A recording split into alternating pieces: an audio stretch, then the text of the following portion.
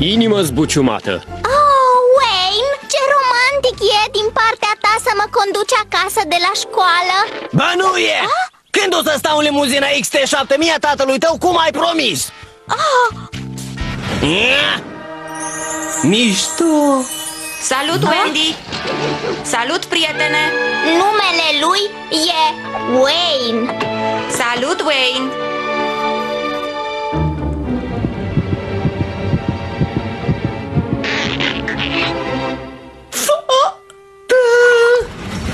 Ce păcat!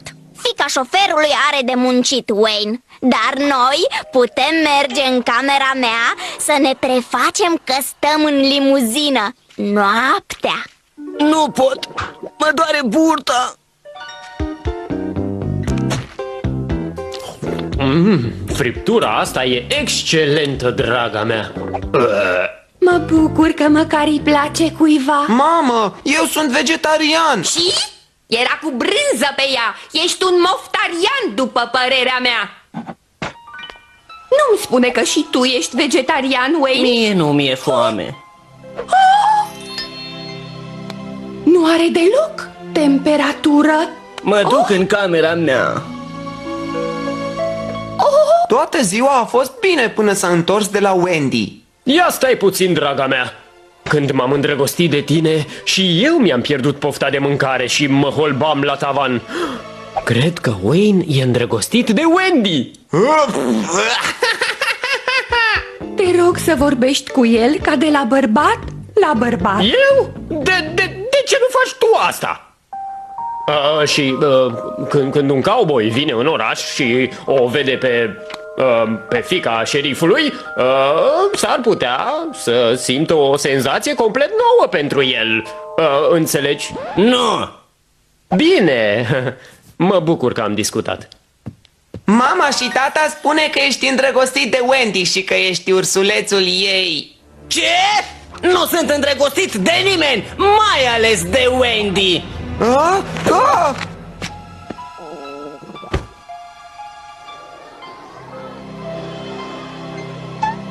Ce s-a întâmplat cu apetitul tău ca de tigru, Wayne? Mă simt rău. Vrei să știi de ce nu poate mânca? E îndrăgostit. Wayne, conduci pe cineva de la școală astăzi? Vrei să vii la mine să ne jucăm, Wayne? Nu! Putem să ne uităm iar la mașini. Da! Deci, asta e limuzina mare, iar asta e cea mică. Asta nu e limuzină deloc, e... XT7000 ajunge la 100 în 5 secunde. Gata, Joanne. Du-te să lustruiești motocicleta sau fă ceva. Motocicletă? Vrei să o vezi? Haide, ți-o arăt eu. Lasă-o în pace că e slinoasă. Ah, Wayne Crump, ai roșit. Vrei cumva să mă întreb ceva? În particular?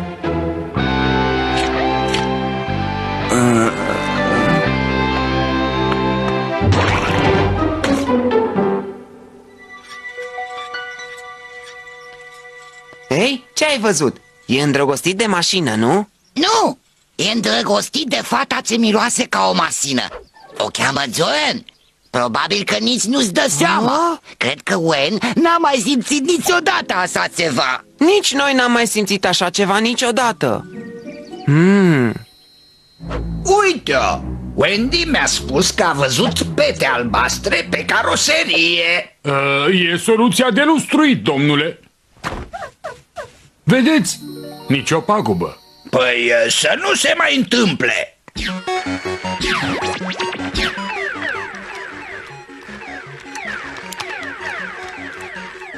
Wayne, ai vrea să faci un test să vezi dacă ești deosebit? Nu! E un proiect științific. Vreau să văd dacă oamenii își pot controla bătăile inimii.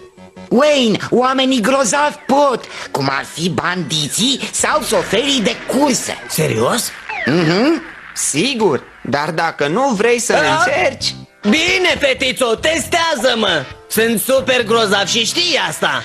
Bine, să începem.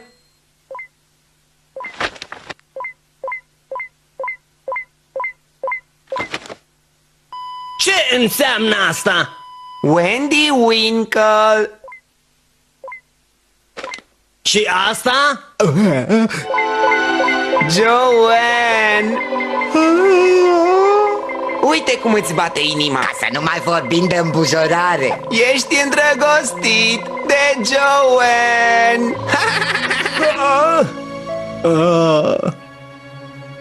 Nu! Fă-o să dispară! Vreau să-mi fie foame iar! Nu te uita la mine. Dacă ai uitat să tragi apa, trebuia doar să telefonezi. Dar nu cumva asta e o scuză ca să mă prinzi singură și să mă întrebi ceva? Ai dreptate. Intrăm în garaj să vedem motocicleta. Bine. Așa. Acum suntem singuri în garaj. Poate ai vrea să-mi pui o întrebare, Wayne, dragule? Bine, Wendy. Crezi că Joanne ar veni la bal cu mine pentru că o iubesc? Vai, Wayne! Ce mișto! Gata, mersi, trebuie să plec, pa!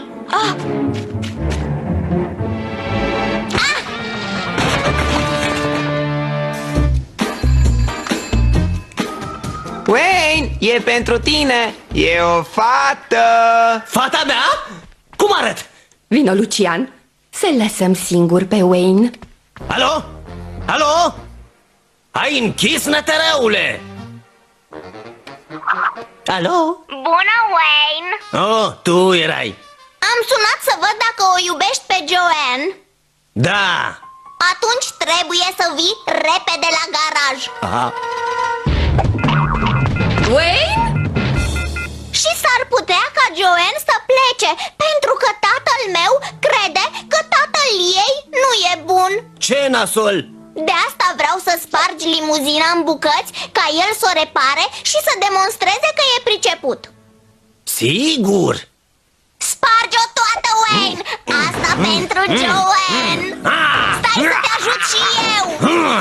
Mă grăbesc, Rawlings. Întâlnirea de la 10 s-a mutat la 9, iar cea de la 10:30 s-a mutat la... Poate ar fi mai bine să luăm limuzina cea mică, domnule. Ți-am mai spus că mă grăbesc. Treci în mașină și conduc. Dar, tati!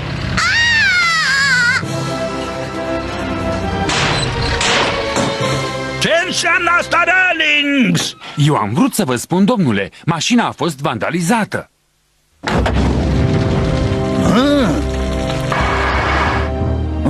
Ce e asta? Era la motor. Dumnezeule, e o panglică, e a lui Wendy. Am făcut-o pentru că îl iubesc pe Wayne, iar el nu mă iubește. O iubește pe Joanne. Te înțeleg, iubirea mea cea mică. Nu știu de ce o iubește. E mereu murdară și are haine slinoase. Dar... Cine sunt eu ca să mă pun în calea dragostei? Tati, îmi dai niște bani? Așa te vreau, scumpă. Tati poate să-ți cumpere fericirea. Mulțumesc că mă ajuți la toate astea, Wendy, dar... Arăți super, Joanne. Nu se poate să nu superi pe cineva când arăți așa. Oh!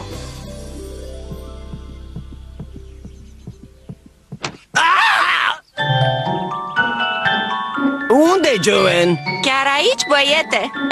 Dar miroși a căpșuni. Wendy m-a ajutat să mă pregătesc pentru bal. Yeah! Nu? Fără roșață. Oh! Stabil ca un bandit. Mișto! Gata cu amorul! Vreau pizza! Oh, nu! Ai făcut ce nu trebuia? Tare scurt a fost balul, amorezule.